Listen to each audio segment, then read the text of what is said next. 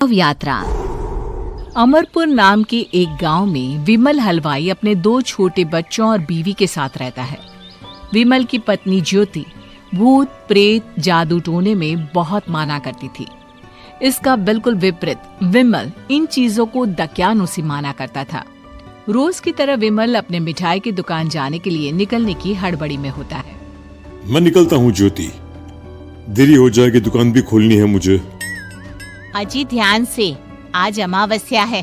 रास्ते में कोई कपड़ा या कुछ भी गिरा हो तो उसे लांग मत दीजिएगा, बगल से चले जाइएगा। अरे ऐसे तो तुम मुझे पागल ही कर दोगी क्या?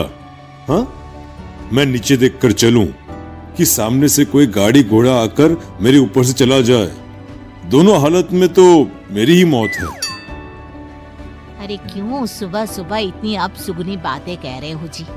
मेरे गांव में तो ऐसा आंखों के सामने होता हुआ देखा है मैंने, इसीलिए कहती हूँ। वरना मुझे क्या, पड़ोसी को तो नहीं कहना चाहती मैं, पति हैं आप मेरे, इसलिए बोल रही हूँ। विमल अपनी मिठाई की दुकान चला जाता है। दुकान पर पहले से ही ग्राहकों की लंबी लाइन लगी हुई थी। ये लो, वहाँ ज्योति अमावस्या को लेकर परेशान है और आज तो हमेशा से ज्यादा ही लंबी लाइन लगी पड़ी है। अच्छी खासी बिक्री होगी आज। विमल दुकान खोलता है। एक के बाद एक ग्राहक उसकी दुकान पर मिठाई ले रहे होते हैं।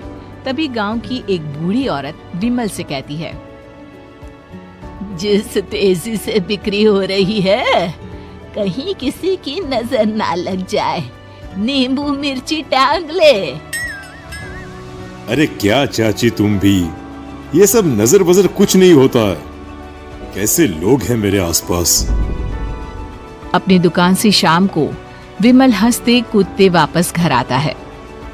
हाँ, आज तो अच्छी खासी बिक्री हुई है। एक महीने में जितनी बिक्री होती है, एक ही दिन में आज उतने पैसे कमा लिए मैंने। ये तो बहुत अच्छा हुआ जी, आज ही घर की नजर उतारी है मैंने। बिक्री तो अच्छी होनी ही थी। अच्छा, तुम खाना लगा दो, सारा माल बिक चुका है। मुझे शहर जाना होगा, कुछ चीजों की जरूरत पड़ेगी। रात भर मिठाई बनाऊंगा, तब जाकर कल सुबह दुकान खोल पाऊंगा। खाना खाकर विमल शहर जाने के लिए निकल पड़ता है। सुनिए जी, ध्यान से जाइएगा। चौरस्ते पर किसी जादू टोने की चीज पर पैर मत रख दीजिएगा।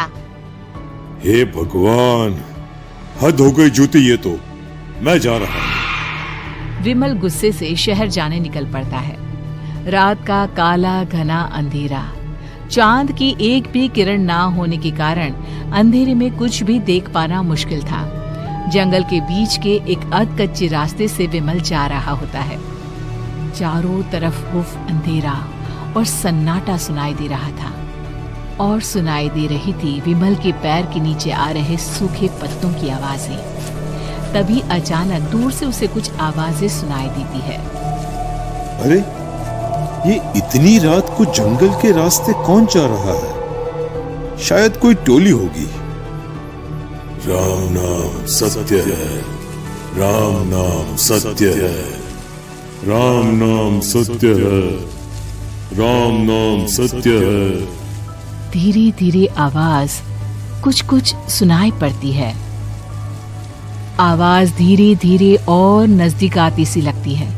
विमल देखता है कि उसके सामने से सजी धजी सफेद कपड़े में लिपटी एक अर्थी निकल रही है, जिसके साथ 5 लोग ही थे। 4 आदमियों ने उसे कंधा दिया हुआ था। एक मटका लिए आगे आगे बढ़ रहा था। विमल के बिल्कुल सामने आकर अर्थी रुक जाती है। उसमें से एक आदमी विमल से कहता है, अरे भाई, जरा अर्थी को कंधा लगाना, मैं बहुत थक गया हूँ, बड़ी मेहरबानी होगी। हाँ भाई, कंधा तो मैं लगा दूं, पर रात को 12 बजे ये शव यात्रा, इस समय कौन अर्थी ले जाता है?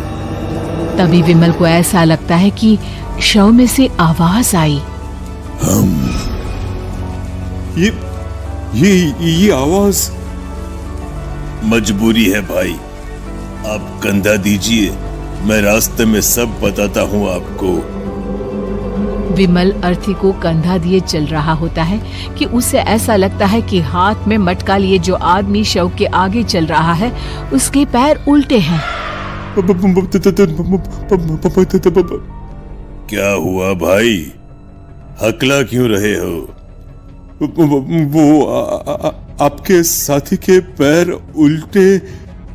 विमल अपनी बात पूरी भी नहीं कर पाता कि वो देखता है कि उस आदमी के पैर तो सीधे ही हैं। अरे नहीं, कुछ नहीं, मुझे शायद वहम हुआ होगा। धीरे धीरे सब आगे बढ़ रहे होते हैं। तब विमल को अचानक लगता है मटके में से एक हाथ बाहर आ रहा है। विमल घबरा जाता है। इसके पहले वो कुछ बोल पाता, कल्लू कहता है, मेरा नाम कल्लू है। हम 6 दोस्त थे, जिसमें से एक को तो तुम सोया हुआ देख रहे हो। इतनी पक्की दोस्ती थी कि जैसे हम सब सगे भाई हैं। पर किस्मत का कोई क्या कर सकता है। आज से 4 साल पहले एक नदी में हम सब नहाने गए थे, जिसमें डूबकर राजेश की मौत हो गई। किसी मजबूरी के कारण हमें उसकी अर्थी को रात को ही शमशान घाट ले जाना पड़ा। हम 5 उसे ले जा रहे थे। 4 साल पहले आप 5 में मैं कुछ समझा नहीं। मंकू अपनी गर्दन पीछे घुमाकर अपनी आंखें बड़ी बड़ी कर विमल से कहता है, अरे भाई, पूरी कहानी खत्म होने दो, फिर बीच में बोल लेना, ठीक है? तभी रास्ते में एक हादसे में अपने दोस्त के साथ हम सभी मर गए। वो सामने देखो, हमारा दोस्त। विमल सामने देखता है। उसे दिखता है कि एक ऐसा आदमी जिसका शरीर कई जन्मों से पानी के अंदर रहने के कारण सफेद पड़ गया है। उसकी आंखें बाहर की ओर निकली हुई थी। फिर ये अर्थी किसकी है?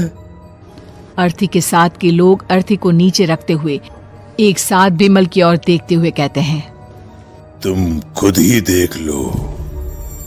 विमल शव पर से सफेद कपड़ा हटाता है।